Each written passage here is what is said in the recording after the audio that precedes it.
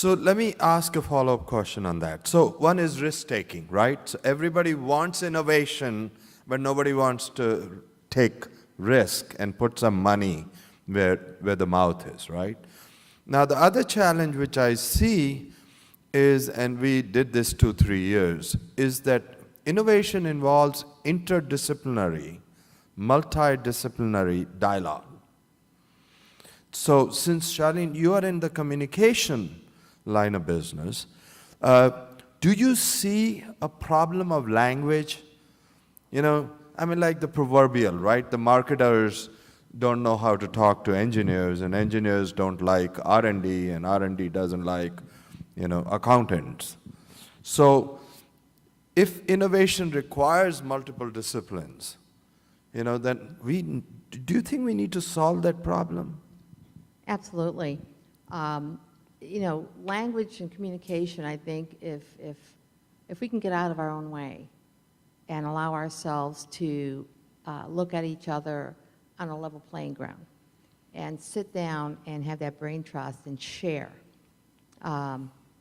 where everyone is coming from, that this innovation can grow quickly.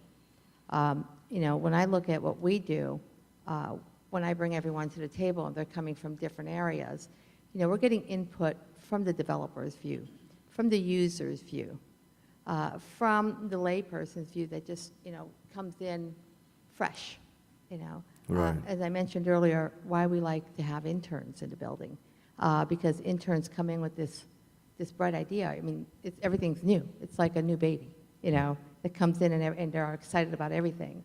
Where, you know, if you have someone who is used to doing this all day long, they don't know how to do that. And so to have that fresh thought come in, that may be the change agent that you need to get that product off the ground. That's And so it's communication, it's language, it's communication, it's culture. Because culture plays a huge role in everything we do. Very interesting. Anybody else on interdisciplinary communication? Right. Well, I think that there's a great example in history, Thomas Edison. And he was the great collaborator in his, if you've ever read the book Midnight Lunch, which talks about how Thomas Edison's innovated. Obviously, he brought us many great innovations to the world. And one of the things that he did was at nighttime, after everybody had worked the full day, many people stayed back in the laboratory. And he would come back to work and they would sit around. And he purposely made his team cross-functional, a pipe fitter with a physicist, or a plumber and a guy who is making the light bulb and blowing the glass. And so basically he had a cross-functional team of very, very skilled people and very, very highly trained people. And they would sit down at night and they would talk about problems and how to solve them. And it was called the midnight lunch because at some point they brought food in and they worked till midnight. And so that collaboration and that spirit of getting to know one another, sitting down, talking through problems, understanding from various points of view how one might solve a problem is really, really valuable. Right. Very interesting, yeah. I would add to that, we've actually evolved to, over the years, in fact, when we first started our company, the programmers would listen to our clients and we would program what they told us to do. Then we evolved to another place where our trainers, they know best. So the trainers will tell us what the software should do, and then the programmers did what the trainers said. And then we evolved to another state that says, we'll just have our software analysts tell us what to do and do that. And all of them were failures. What happened is we had this albatross with a lot of feature-rich software, but no innovation.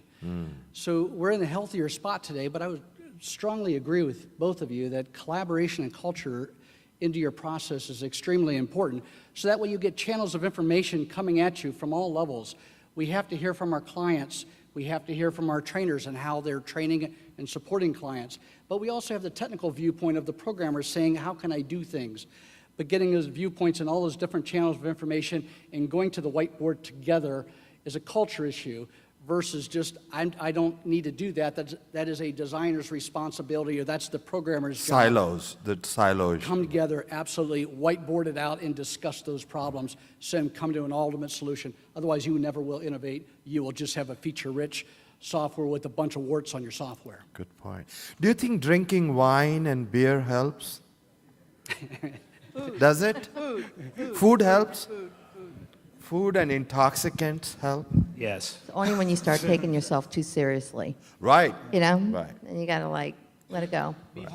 I So, guess- so let me ask, add, yeah. Let me add one thing, Ray. Just it's the students. I think that part of this too is cross training yourself. So, I mean, I was trained, for 10 years in a certain way, and then, the life experience and the other things that I picked up. It wasn't my formal training. It was this cross training over to other things that, and interacting with people from these different areas. So when you collaborate, but even as yourself, as you look to expand yourself and do other things so that you can even, raise your own awareness and ability to innovate. That's a good point, and because we have the students here, this is probably the best time in your life that you have everything at your They fingertips. feel so miserable. You won't believe it. No, you have And I everything keep at your telling them, fingertips. wait till it gets more miserable. But, especially if you're an entrepreneur, there's folks that want to be entrepreneurs, Yeah. but they're not. And then there's people who are and don't know it. But right now, you have all these different departments on a university, right? And so you have a project or you have a product or you have an idea, and you go over to the engineers and say, listen, I have this idea. And you go over to the webmasters and say, can you build this website for me, right? For example, your product, right? Your website, which we probably all tried to link in already, because I know I did. You had to have a webmaster help you design it. And it's all free. You're on campus. Somebody has a project they have to do, and it could be yours. Our branding that we have today, it was an intern. And she's a graduate student, needed to have her project, and she rebranded us. Well, it's great, but you have it right here. And so if you have an idea, walk around, meet new people, go outside of your comfort level, and say, listen, I have this idea, let's work on it together, And collaboration starts here, Right. and it's at your fingertips, so